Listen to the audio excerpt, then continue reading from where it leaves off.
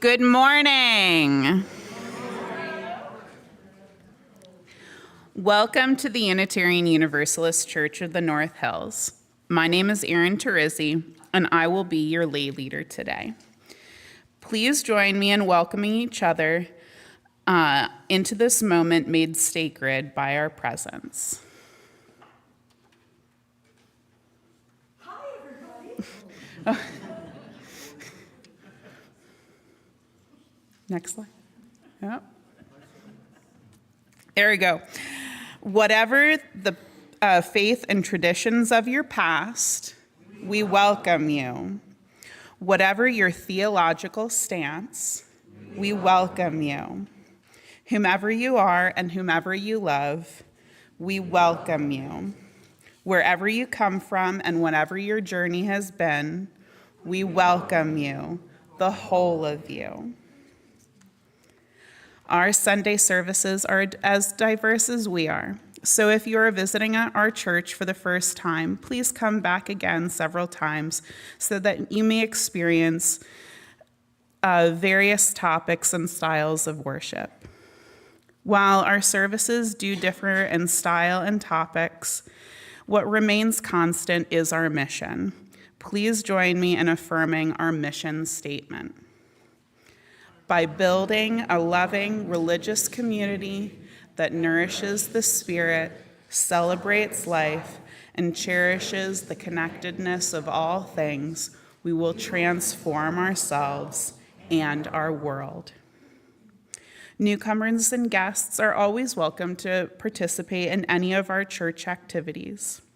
If we do have any newcomers or guests with us this morning, we would like to invite you to introduce yourself if you would like to do so. Please raise your hand and someone will bring you a microphone. All right. Thank you. Please join us for coffee hour following the service. We would like to take a moment to acknowledge that the land we stand on was taken from the local indigenous people, the Haudenosaunee Nation. Following in their footsteps, may we strive to become better stewards of the earth. It is good to be together, both in person and virtually.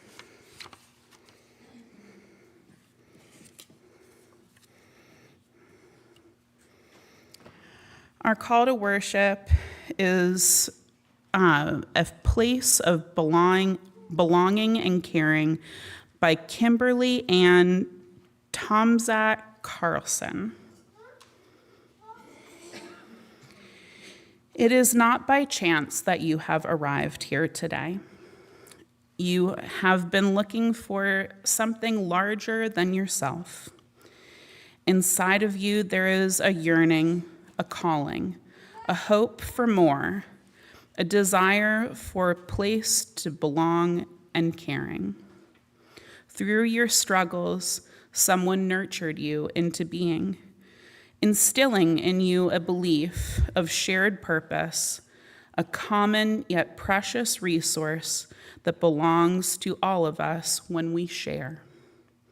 And so you seek a beloved community, a people that does not put fences around love, a community that holds its arms open to the possibilities of love, a heart home to nourish your soul and share your gifts. Welcome home. Welcome to worship.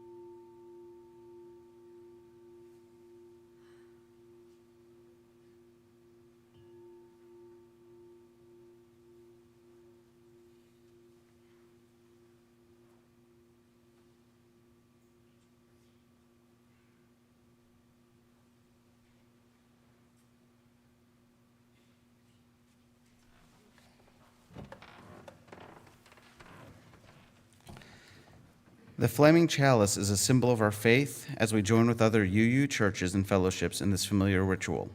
As we share the light of this chalice in our sanctuary, we also welcome those of you viewing remotely to light a chalice.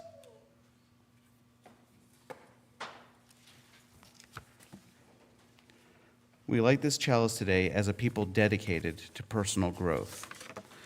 May it burn away the oppressions that we have been taught and glow instead with the humility of learning.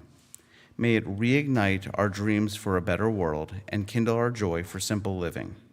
May its warmth extend out into the forgotten alleyways of exclusion and bring us home to love, to welcoming, and to all the challenges, the questions, and the blessings of this beautiful path to becoming a beloved community.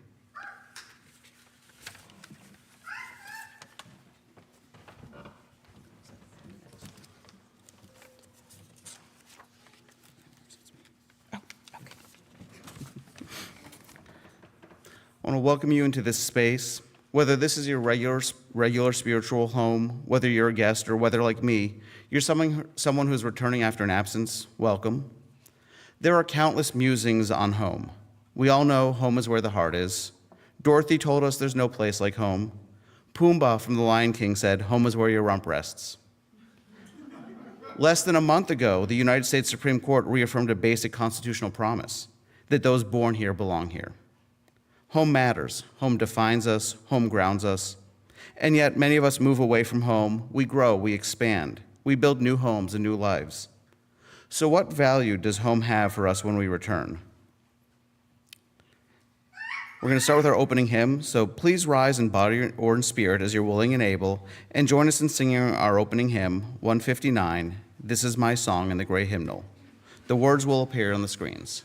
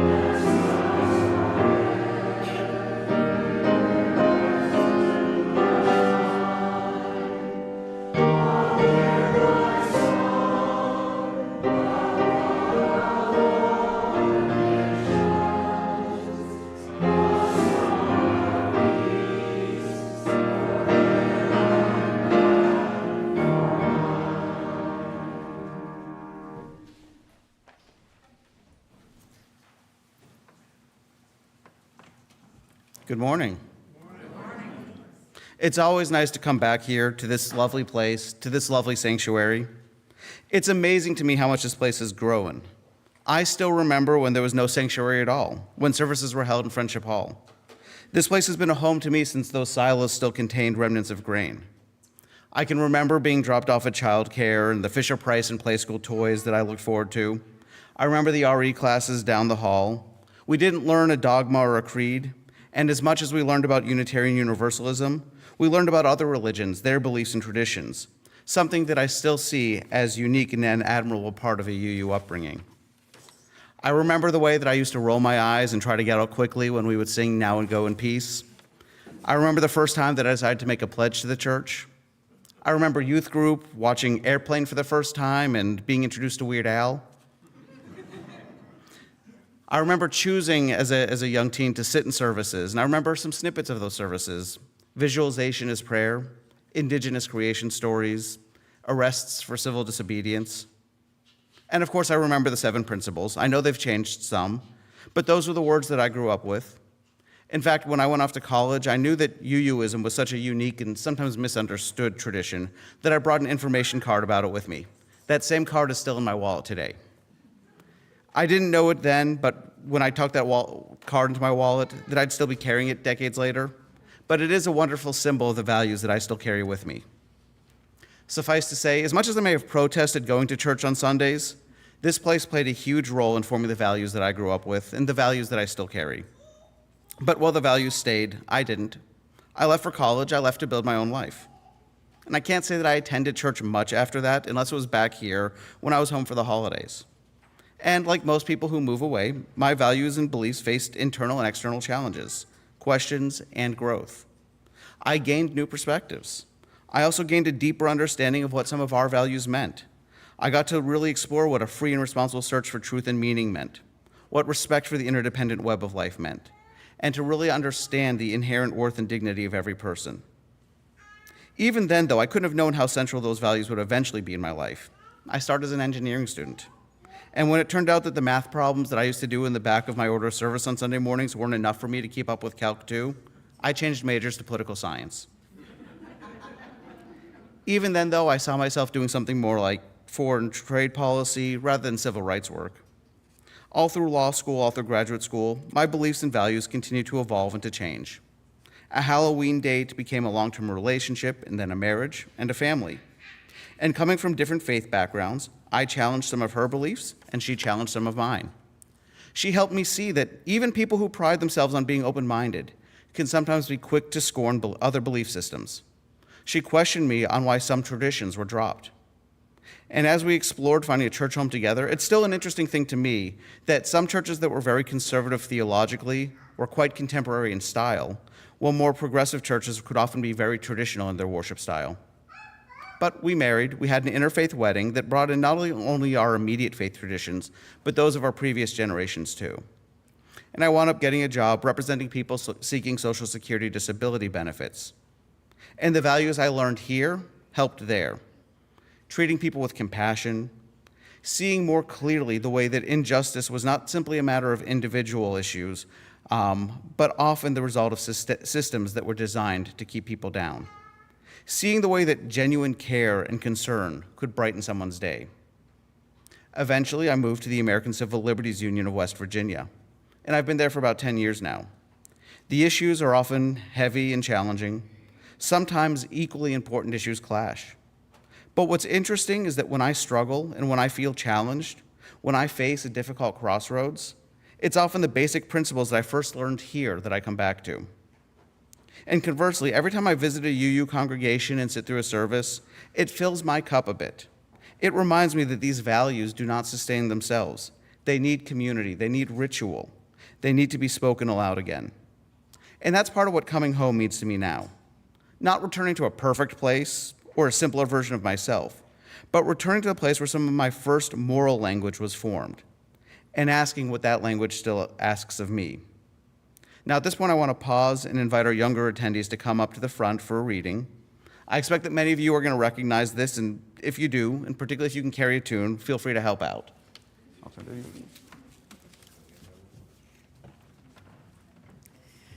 I'm going to read our book today. Unfortunately, it is not scanned in, so pictures will not be up on the screen. I will do my best to show you the pictures from the podium. It's called Take Me Home, Country Road by John Denver, and it was adapted and illustrated by Christopher Canyon. And what's really nice about this book, if you can make it out, is it looks like a quilt.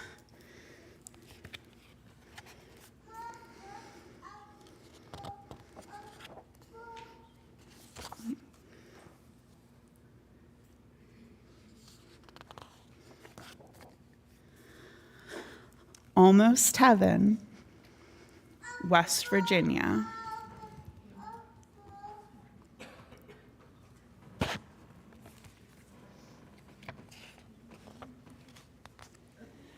Blue Ridge Mountains, Shenandoah River.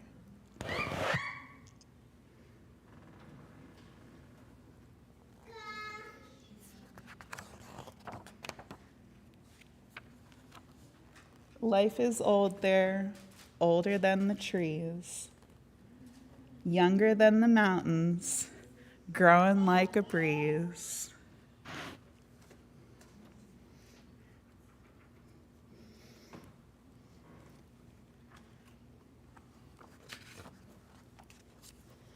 Country road, take me home to the place I belong.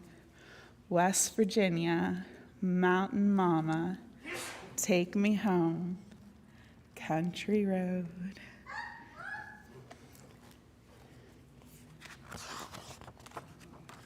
All my memories gather round her. Miners, ladies, stranger to blue water.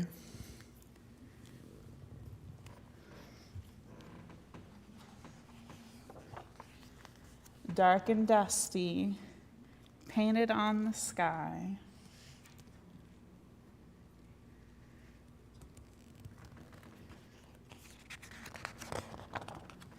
Misty taste of moonshine, teardrop in my eye.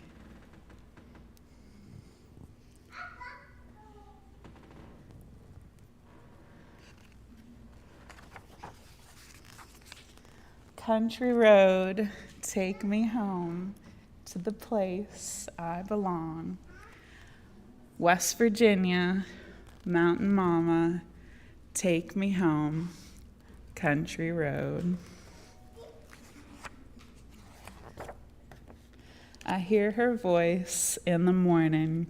She calls to me, or in the morning hours, she calls to me. The radio reminds me of my home far away.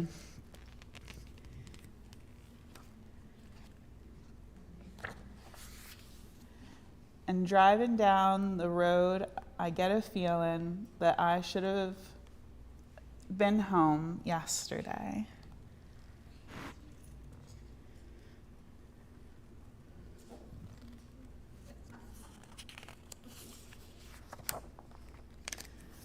Country road, take me home to the place I belong.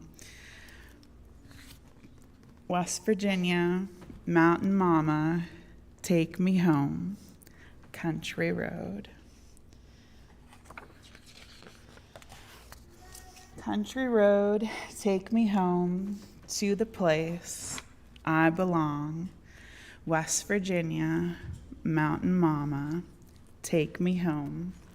Country road. Take me home down country road.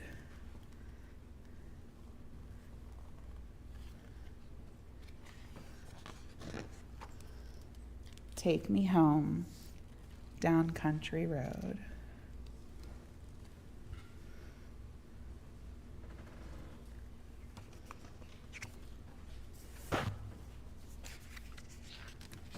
That's it.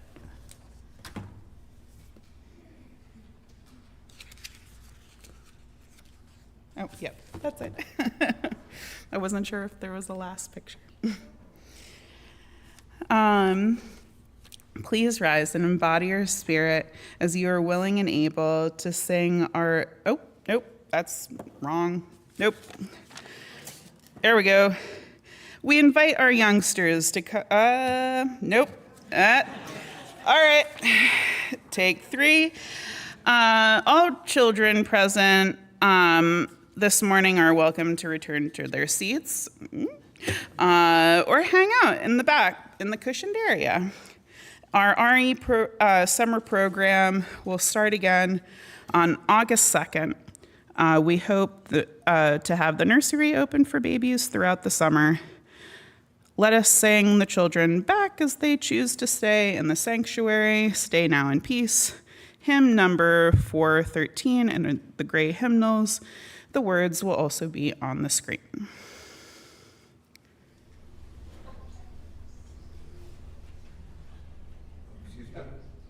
The 413?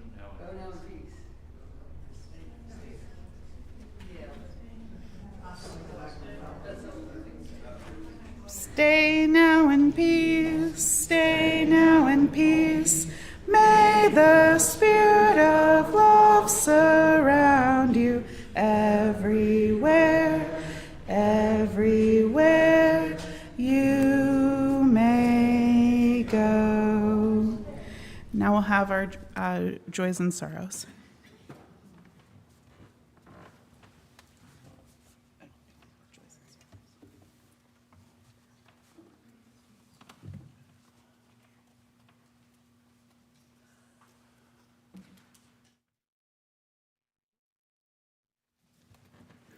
Good morning, everyone. I'm Lynn Herkenrother from the Lay Pastoral Care Team. During our service, we create this sacred space for sharing within our community. It's a time to share significant life passages with the congregation so that you can be held in loving care.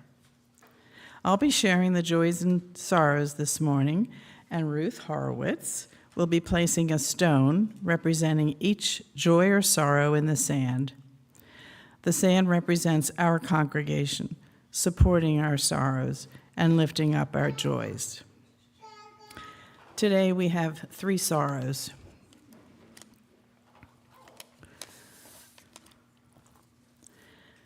Julie Kant sent in the information that from Jenny Love, who was a former member of our church, now living in Ohio. She writes to inform the congregation of the death of her husband, Jim, on July 10th. He passed away peacefully at home, surrounded by both human and canine family. Ginny was an active member of the craft group here. We miss her and extend our sincere condolences to her and her family. To Ginny and family, we say, we're holding you in our hearts. We have a sorrow from Diane Sims. As many of you know, my husband Paul was diagnosed with dementia over 2 years ago. In the past couple of weeks, his dementia symptoms have escalated dramatically to the point where it is no longer safe for him to remain in our home. On Tuesday, he will be admitted to a very nice memory care unit. Please send some positive energy or say a prayer for his comfort and peace of mind. I'm afraid he will feel lost and confused at the sudden changes in his environment and circumstances. He will be under hospice care. To Diane and Paul, we say, we're holding you in our hearts. And this one is from Midge Miles. She has a sorrow. David Miles and our family are mourning the loss of his brother Cecil last week. To David and Midge and family, we say, we're holding you in our hearts. But I also want to share with you some good news. Since Susan Powers and Chris Hill, after many years of service on our team here, stepped down from the LPC team, I know it was 14 years for Susan. So we have welcomed 2 new members into our team, Nancy Bergman and Alan Lancy. They'll be wonderful additions, I can tell already. And we're happy to have both of them on board. Oh, I'm not done yet. We now place one more stone in the sand for all those joys and sorrows that do exist in our hearts, but which remain unspoken today. From far and near, please say with me our caring words. Let us hold in our circle of caring each person here. Let us hold in our hearts those who are to be with us today. Let us hold in our memories those who have moved on. Let us find comfort in knowing that we are not alone.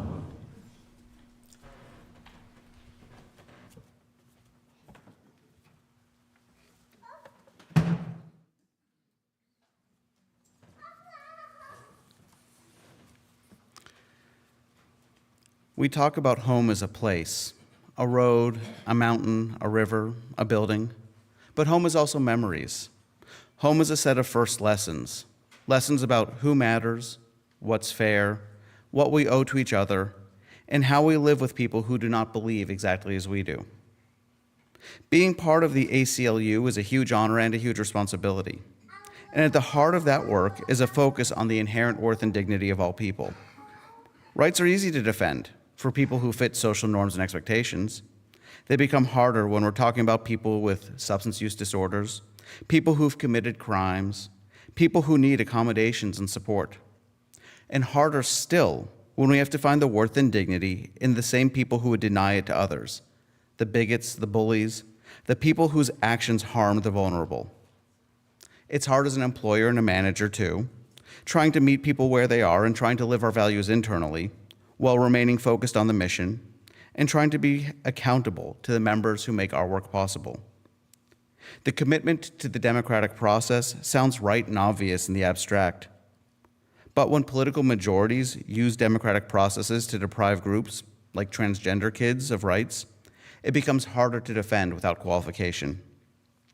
And like many institutions with noble missions, both the UU Church and the ACLU have had to confront the ways that process, neutrality, and tradition can sometimes preserve systems that are shaped by patriarchy, heteronormativity, and white supremacy. The struggle to balance process and justice is real. My belief in the free and responsible search for the truth and meaning has helped me meet policymakers where they are and treat our interactions not just as persuasion, but as inquiry. It helps me ask, what are they afraid of? What are they trying to protect? What assumptions are they bringing into the room? What facts might move them? What values, if any, do we share? But even that carries a risk, that in listening carefully, we may appear to legitimize beliefs that cause real harm. These are the tension points. These are the places where the values stop being slogans and become disciplines. These are the places where, whether it's the ACLU, the UUA, in personal life, in civic life, we have to dig deeper, re-examine, and keep growing. Returning home, returning to our roots, returning to our foundational values matters. It reminds us of what formed us, and it gives us a chance to examine what still motivates us, what still moves us, and what still asks something of us. When we return home, we practice a kind of introspection. We can ask whether the values that shaped us still shape our behavior. We can ask whether they should. We can let go of what no longer serves us, deepen what was once too simple, and recommit ourselves to the values that still ring true. That's important for individuals. It's important for congregations. It's important for organizations and institutions. And as we mark the 250th anniversary of the Declaration of Independence, I think it's important for the country too. In my work, I get to spend a lot of time thinking about civic life, about rights, democracy, liberty, equality, what government is for. And I think this country is in a moment when we badly need to come back home for a spell. Not to pretend that the beginning was perfect, not to wrap ourselves in nostalgia, but to ask, what values were planted there? Which ones were flawed or incomplete? Which ones have been betrayed? And which ones still deserve our commitment? And again, I'm going to pause here for meditation and for us as we think about commitment, to also think about commitment to this church. I'll turn it back over to you.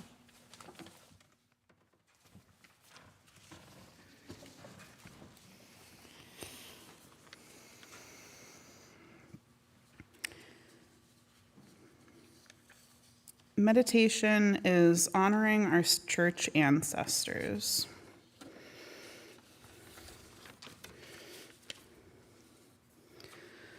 Let us take a moment to honor the ancestors of this church, the people who came together to create a home for a liberal religion here in UUCNH, who worked hard to raise money for a building, who sat in committee meetings and created bylaws, who chopped and marinated and baked for potlucks, who painted and weeded and pounded nails and washed countless dishes, who gathered to worship, to learn, to grieve, to heal, to serve, to build justice, to transform their lives and this world. We are the recipients of this incredible gift and a beautiful vision. Let us do our part to keep this congregation strong, vital, and thriving for generations to come. The morning offering will now be gratefully received. Generosity is a spiritual practice for one that enlarges the heart and lightens the spirit, for no matter how much or how little we have, in the sharing of it all, the one who gives and the one who receives are blessed. As an independent Unitarian Universalist congregation, we depend on your financial gift to pay our staff, to maintain our beautiful campus, and to offer meaningful worship services and religious exploration programs. Instructions for online contributions are on the screens. If you are visiting us for the first time, please feel free to let the bats skip past. Your presence with us is your gift to us today. Now the morning offering will be given and gratefully received.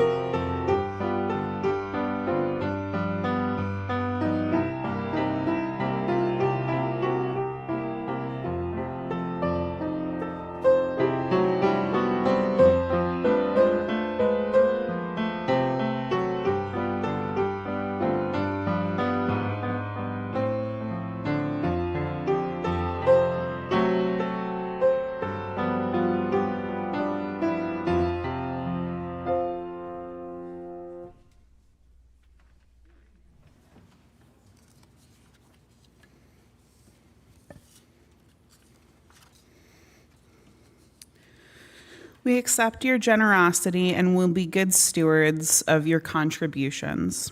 Please join me in dedicating the offering. You will see the words on the screen.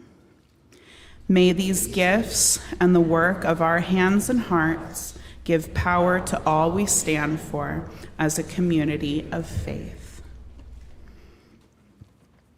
Our reading is from John Adams' excerpts on thoughts of government, April 1776.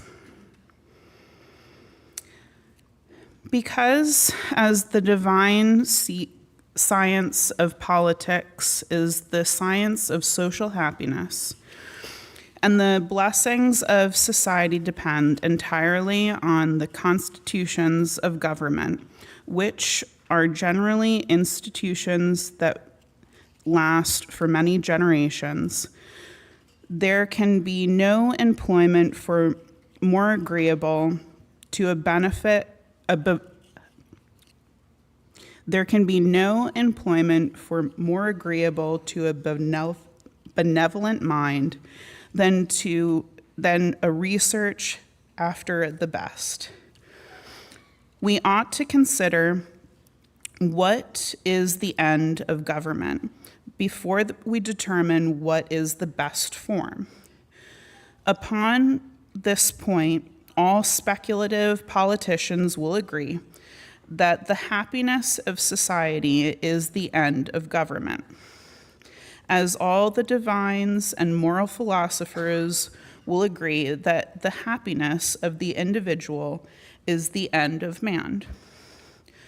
For this principle, it will follow that the form of government which communicates ease, comfort, security, or in one word, happiness, to be the greatest for the greatest number of people in the greatest degree is the best.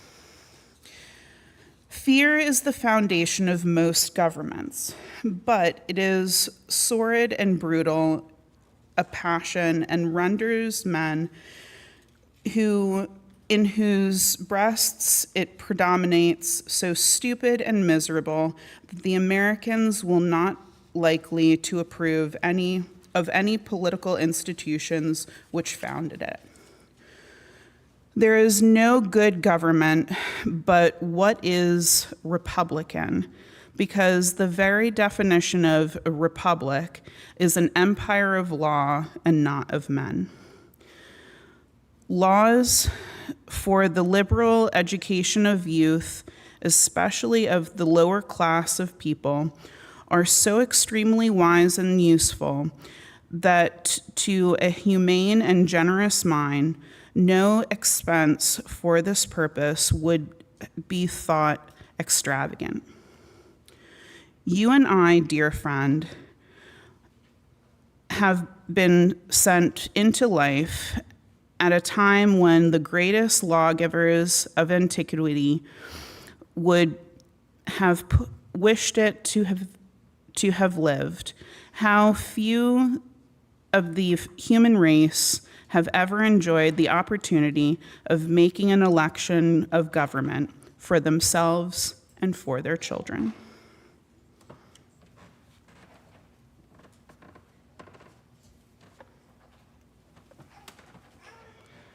Before I continue, I'd be remiss to point out there was a water bottle left at the church camp. If anyone knows whose it is, feel free to claim it after the service. Otherwise, it'll make its way to Lost and Found. Forgot to do that earlier. All right. That reading was from John Adams, who was the second president of the United States, a Unitarian, an opponent of slavery, and a person, like all people, who held beliefs and practices that we should not condone or ignore. We can honor a legacy without revering it, which is another lesson I feel like I learned in this church.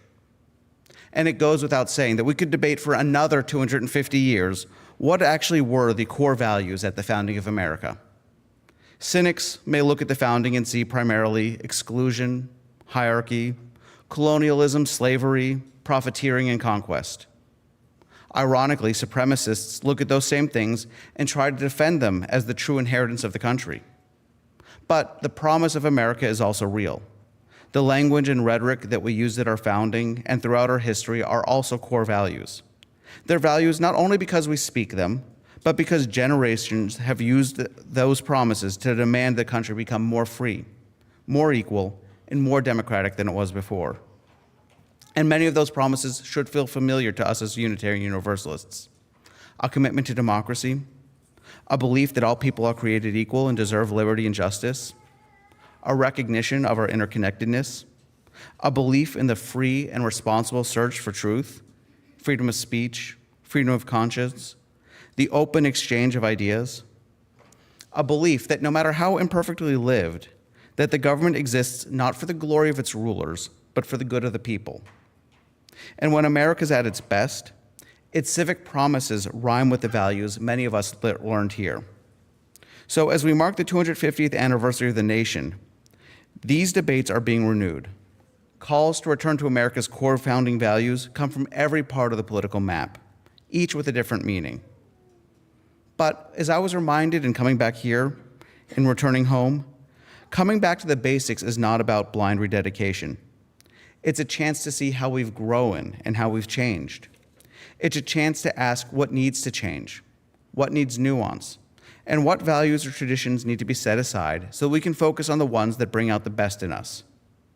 And just as I find every time I come back to a UU church that the values worth renewing are the humanitarian ones, the egalitarian ones, the democratic ones, the ones that call us towards dignity, liberty, truth, compassion, and shared responsibility.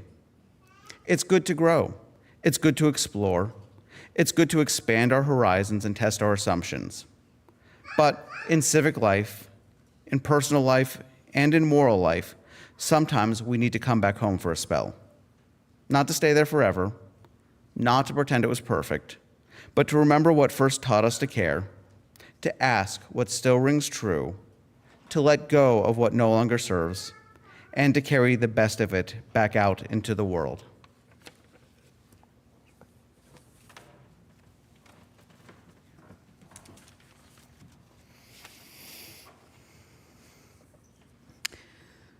Please rise and body your spirit as you are willing and able to sing our closing hymn, Red Barn Home. The words will appear on the screen, and it's to the tune of Blue Boat Home.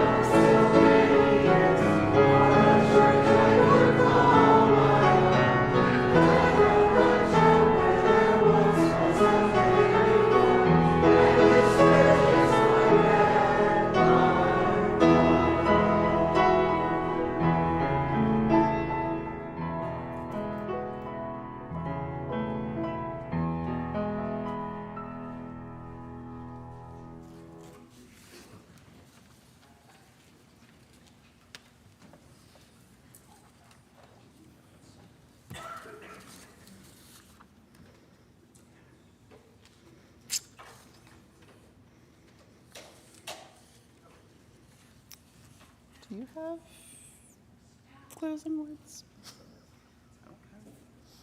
Okay.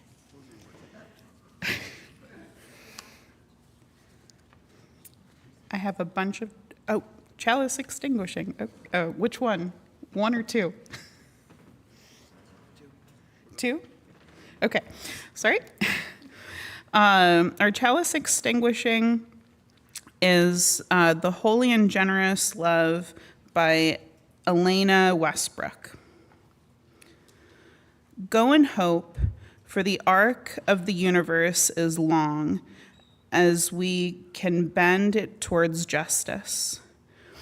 Go in courage, for together we have the strength to confront injustice in our daily lives and the larger world. Go in love, because a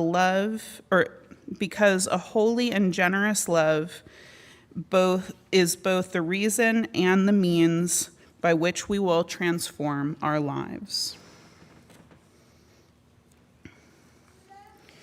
In our personal lives and our civic lives, we are something like trees.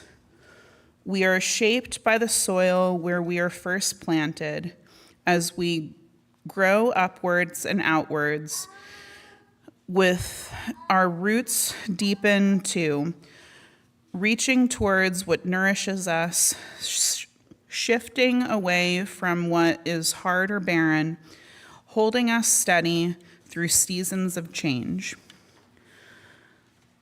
So as we may leave this place today, may we remember where we are rooted.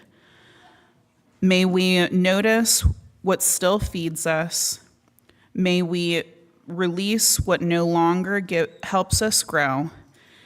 And may we carry the best of our roots into the shelter of strength and shade.